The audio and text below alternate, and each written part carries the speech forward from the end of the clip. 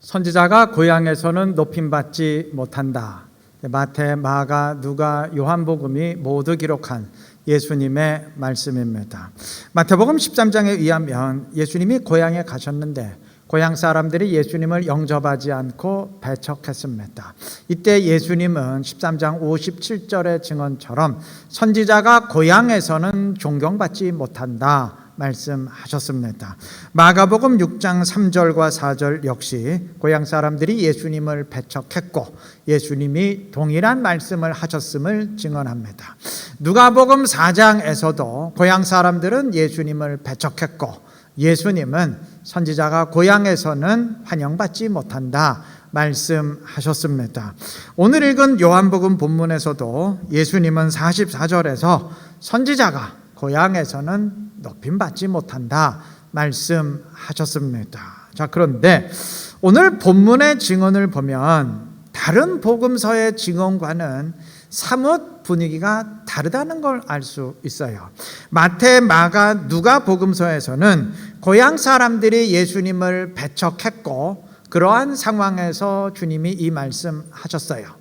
다른 지역 사람들은 다 주님께 환호를 보내는데 고향 사람들은 배척을 하니까 예수님이 고향에서는 선지자가 높임받지 못한다 말씀하시는 것이 당연하게 느껴집니다. 그런데 요한복음의 상황은 달라요. 43절 말씀처럼 예수님은 갈릴리로 가셨습니다. 갈릴리는 예수님이 자라난 나사렛이 있는 지역입니다. 나사렛, 가버나움, 가나, 게네사렛 등등 전부 갈릴리 지역에 있는 동네들입니다. 자, 그런데 보면은 예수님이 갈릴리에 이르렀을 때 갈릴리 사람들이 예수님을 배척했다고 말하지 않습니다. 오히려 이들의 반응은 그 반대였어요. 갈릴리 사람들은 45절의 증언처럼 예수님을 영접했습니다. 영접했다는 것은 그를 높였다는 말이죠.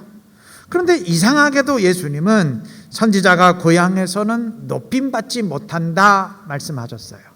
분명 높임받고 있는 상황인데도 높임받지 못한다 말씀하셨습니다. 왜 그러셨을까요? 답변을 위해서 갈릴리 사람들이 예수님이 영접한 이유를 알아야 됩니다. 45절은 갈릴리 사람들이 예수님을 영접했다고 증언하면서 그 이유에 대해서 이렇게 말합니다.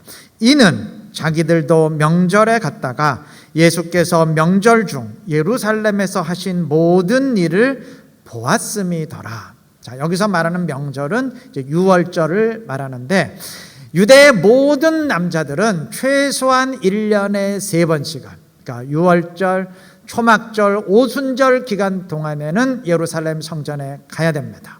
자, 예수님도 유월절을 맞아서 예루살렘으로 가셨고 그곳 예루살렘에서 많은 기적의 능력을 행하셨어요. 근데 갈릴리 사람들도 명절을 지키기 위해 예루살렘으로 갔다가 그러한 기적을 다 본 것입니다. 명절 중 예루살렘에서 하신 모든 일을 보았음이더라 한 그 45절의 증언이 바로 이것을 말하는 겁니다. 자, 예수님의 기적에 놀란 이들은 예수님이 갈릴리로 돌아오시자 열렬히 환호하면서 영접했어요. 예수님은 이들에 대해 어떻게 생각하셨을까요? 자기를 영접하는 자들이라고 기뻐하셨을까요? 아니죠. 만약 그러셨다면 선지자가 고향에서는 높임받지 못한다 탄식하셨을 리가 없지요. 주님은 이들의 영접을 탐탁치 않게 여기셨습니다. 그 증거가 2장의 증언입니다. 2장 23절과 24절은 예수님이 예루살렘에서 그 기적의 능력을 보고 환호하는 백성들에 대해서 어떻게 생각하셨는지 우리에게 증언합니다. 유월절에 예수께서 예루살렘에 계시니 많은 사람이 그의 행하시는 표적을 보고 그의 이름을 믿었으나 예수는 그의 몸을 그들에게 의탁하지 아니하셨으니. 자, 여기서 몸을 의탁하지 아니하셨으니 라고 번역된 말은 그 헬라어 원어로 보면은 그들을 믿지 않았다, 그들을 신뢰하지 않았다는 말입니다. 즉 사람들은 예수님을 믿었지만 예수님은 그들을 믿지 않으셨어요. 그들의 믿음을 믿음으로 인정하지 않으셨습니다. 자, 신기한 기적을 보고 놀라는 것, 그래서 환호를 보내고 높이는 것, 그거는 인간이라면 누구나 다 하는 반응입니다. 이러한 사람들은 예수님 아니라 그 어떤 사람이라도 기적을 행하면 똑같이 반응할 텐데, 그건 인간의 본성이고 본능이지 믿음은 아니죠. 예수님은 본능을 원하시는 분이 아니시고 믿음을 원하시는 분입니다. 주님은 갈릴리 사람들이 본능으로 주님을 높일 때 이를 거절하셨습니다. 46절 이하에는 왕의 신하가 예수님을 찾아와서 병들어 죽게 된 자기 아들을 고쳐달라고 간구하는 사건이 기록되어 있는데 예수님은 이를 거절하셨습니다. 48절, 너희는 표적과 기사를 보지 못하면 도무지 믿지 아니하리라. 이 동일한 마음의 표현이죠. 표적과 기사 때문에 믿는 믿음, 기적의 능력 때문에 믿는 믿음, 그건 믿음이 아니라는 의미죠. 그것 때문에 나를 찾아왔다면 돌아가라는 의미입니다. 자, 선지자가 고향에서는 높임받지 못한다 하셨을 때 예수님은 사마리아 사람들과 유대 갈릴리 사람들을 비교하고 계십니다. 43절은 이틀을 지나매 예수께서 거기를 떠나 갈릴리로 가시며 라고 했는데, 예수님이 유대 갈릴리로 오시기 전 이틀을 머무셨던 곳은 40절의 증언처럼 사마리아였습니다. 사마리아인들이 예수께 와서 자기들과 함께 유하시기를 청하니 거기서 이틀을 유하시매 라고 40절이 분명히 증언을 했습니다. 예수님은 4장 그 본문 앞에 있는 내용처럼 사마리아 있는 수가라는 동네에 들어가셔서 우물물을 기르러 온 여인을 만나셨고, 그 뒤 그 여인의 소개로 자기를 찾아온 많은 수가성의 사람들을 만나셨습니다. 4장 29절은 그 여인이 예수님을 그리스도로 믿게 되었다고 증언했고, 이어서 4장 39절은 그 동네의 많은 사람들 역시 예수님을 믿게 되었다고 증언했습니다. 자, 그런데 이들 사마리아 사람들이 예수님을 믿은 것과 유대 갈릴리 사람들이 예수님을 믿은 것은 차이가 있습니다. 예수님은 사마리아 수가성에서 그 어떤 기적도 행하지 않으셨어요. 오직 말씀을 선포하셨을 뿐입니다. 사마리아 사람들은 그 말씀을 믿었어요. 이들의 믿음은 기적을 믿는 믿음이 아니고 말씀을 믿는 믿음이었습니다. 41절이 증언합니다. 예수의 말씀으로 말미암아 믿는 자가 더욱 많아. 이들은 예수님이 선포하시는 말씀을 믿었고 그러했기에 그 다음 42절의 증언처럼 예수께서 세상을 구원하실 구원자 되심을 믿었습니다. 이것이 주님이 원하시는 믿음, 진정한 믿음이에요. 사마리아 사람들은 이 믿음을 보였고 주님은 이들을 통해서 높임 받으셨습니다. 유대 갈릴리 사람들의 경우는 다릅니다. 이들은 예수님이 행하시는 기적 때문에 주님을 믿었어요. 사실 믿었다고 표현하긴 했지만 앞서 언급한 성경의 증언처럼 이들의 믿음은 주님이 인정하시는 믿음이 아니었습니다. 어떤 상황이 또 닥치면 언제든 변할 수 있는 인간적인 믿음, 그죠? 껍데기에 불과한 믿음이었어요. 여러분, 신기한 기적에 놀라고 환호하는 것은 그건 예수 믿는 사람 아니라도 그 누구라도 보이게 되는 반응입니다. 이건 믿음일 수가 없죠. 상식적으로 생각해도 그렇지 않습니까? 안 믿는 사람도 다 똑같이 보이는 반응. 세상 사람 모두가 다 가지고 있는 거. 그게 어떻게 믿음 될 수 있어요? 여러분, 세상 사람들이 다 똑같다. 그건 믿음이 아니죠. 믿음은 하나님의 자녀만 특별히 가지고 있는 거. 그게 믿음 아니겠어요? 주님은 이들을 통해선 높임받지 못하셨습니다. 우리 명심해야 됩니다. 우리 모두가 주님을 높이는 자가 되어야 하는데 우리가 주님께 박수를 보내고 환호한다고 해서 자동적으로 주님이 높임 받으시는 것 아닙니다. 우리가 주님께 경배하며 찬양드린다고 해서 반드시 주님이 높임 받으시는 것도 아닙니다. 박수와 환호를 보낸 것은 예루살렘 군중들도 마찬가지였고 열렬히 영접한 것은 갈릴리 사람들도 마찬가지였어요. 그런데 주님은 이들을 통해서 전혀 높임 받지 못하셨습니다. 표면적으로는 높임 받는 것 같았지만 실제로는 전혀 아니었습니다. 오히려 망연자실하시며 탄식하셨어요. 주님을 높이는 것은 딱 하나, 믿음입니다. 본능이 아니라 믿음입니다. 호기심이나 욕망이 아니라 믿음입니다. 믿음이 주님을 높입니다. 주의 말씀을 믿고 주님을 나의 구주로 믿는 믿음, 오직 그 믿음이 주님의 이름을 높입니다. 진정한 믿음 지니시기를 바랍니다. 그래서 주님을 높이고 주님의 영광 드러낼 수 있는 지혜롭고 신실한 우리 모두가 되시기를 바랍니다. 46절은 예수님이 갈릴리 가나에 가셨을 때 왕의 신하가 가버나움으로부터 와서 병든 아들을 고쳐달라고 간구했음을 증언합니다. 여기서 말하는 왕은 헤롯 안디바를 말하는데, 이 사람은 예수님이 태어날 때 2살 아래 아기들을 다 죽이라고 명령했던 헤롯은 아닙니다. 그 사람은 헤롯 대왕으로서 이 헤롯 안디바의 아버지였고, 그런 아버지의 뒤를 이어서 지금 왕으로 통치하고 있습니다. 당시 유대와 사마리아 지역을 관할했던 사람은 총독 빌라도였는데, 유대 지역이긴 하지만 갈릴리와 베레아 지역만큼은 이 헤롯 안디바가 분봉왕으로서, 즉 어느 한 지역만을 다스리는 왕으로서 지배하고 있었습니다. 자, 이 헤롯 안디바의 어떤 신하가 예수님이 계신 곳으로 달려와서 죽어가는 자기 아들 고쳐달라고 간구했어요. 47절 마지막 부분에서 그 아들이 거의 죽게 되었다고 증언한 것을 볼 때 아마 병세가 상당히 위중했던 것 같습니다. 자, 그런데 주님은 이 신하의 요청을 이런 지하에 거절하셨어요. 나는 기적 때문에 나를 찾는 자들과 상관하지 않겠다. 매몰차게 거절하셨어요. 그래도 이 신하는 거듭 예수님께 간구합니다. 아마 예수님이 이 신하의 마음의 중심을 보셨겠죠. 그의 마음에 있는 진정한 믿음을 확인하셨겠죠. 인간은 보지 못하지만 주님은 꿰뚫어 보시잖아요.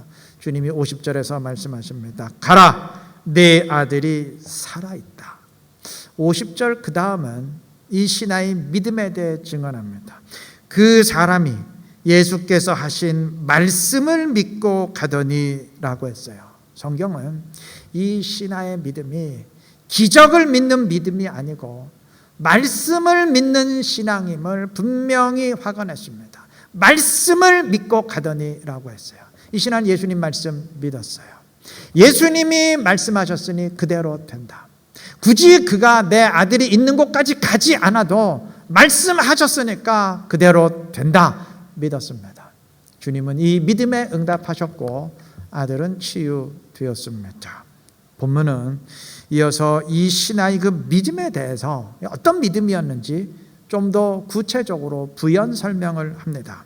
51절에 의하면 왕의 신하는 집으로 가는 도중에 자신의 종들을 만났고 종들은 주인의 아들이 치유되었음을 밝혔어요.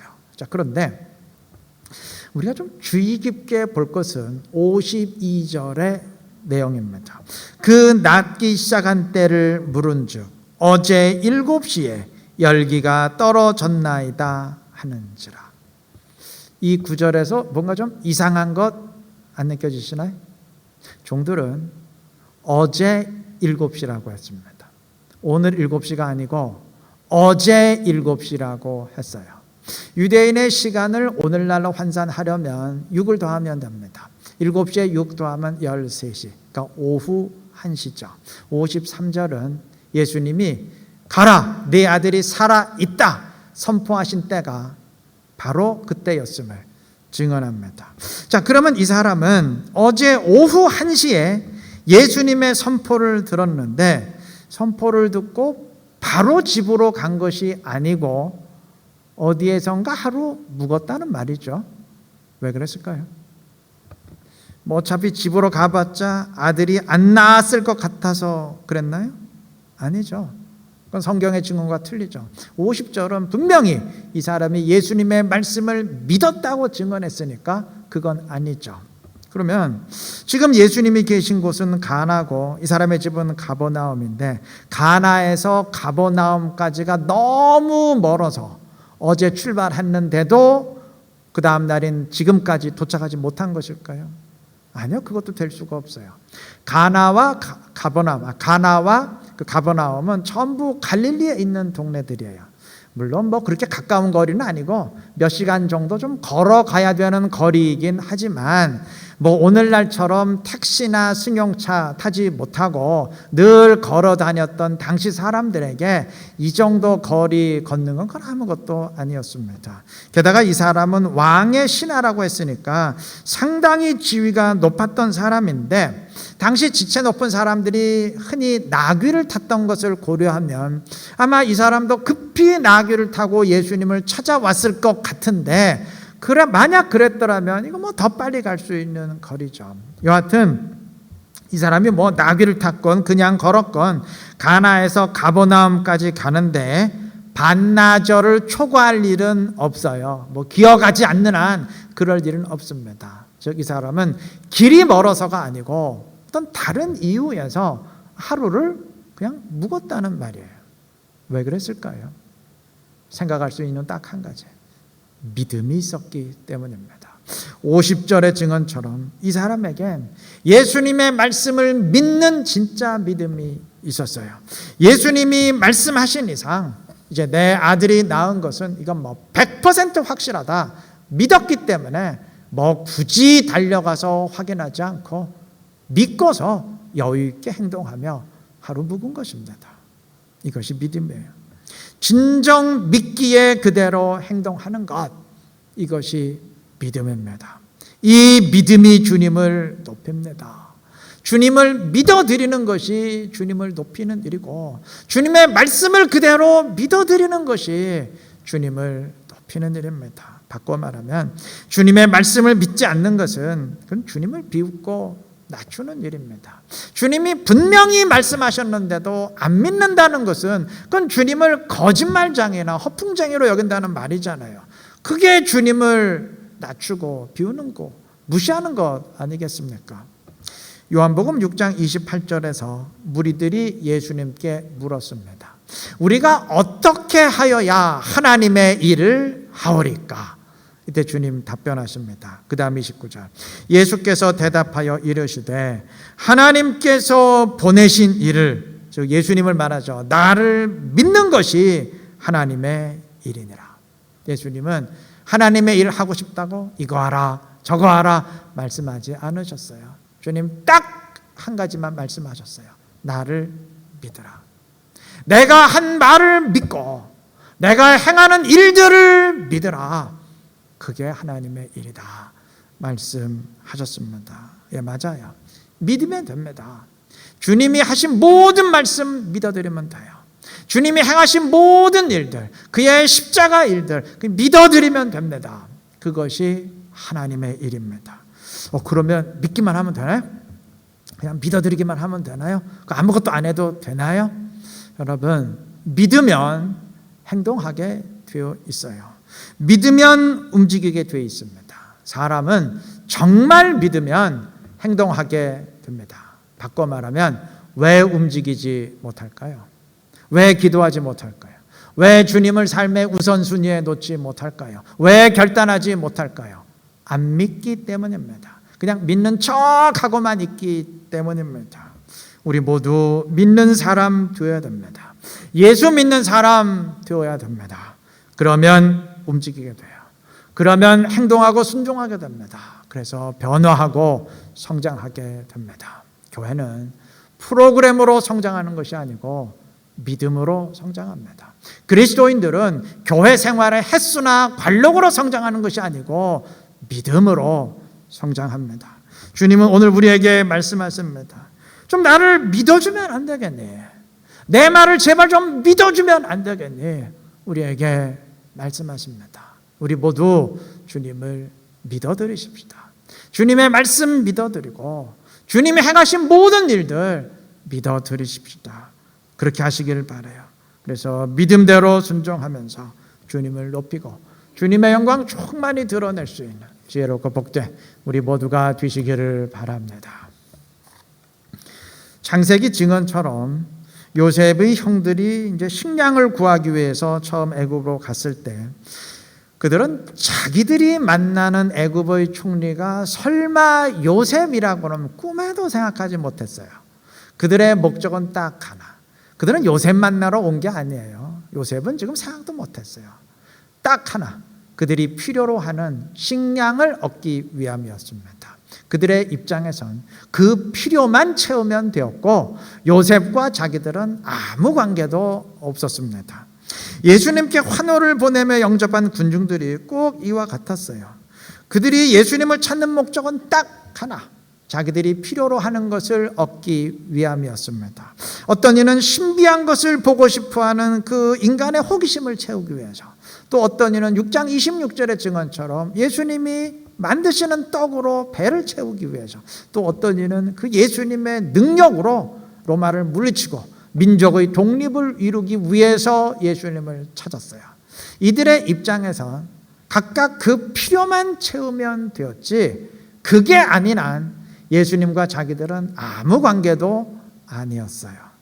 이들은 자기 나름대로 예수님을 믿었지만 2장 24절 증언처럼 예수님은 이들을 믿지 않으셨어요.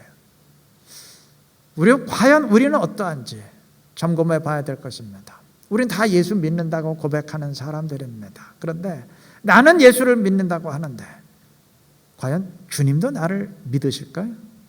과연 주님도 나를 신뢰하실까요?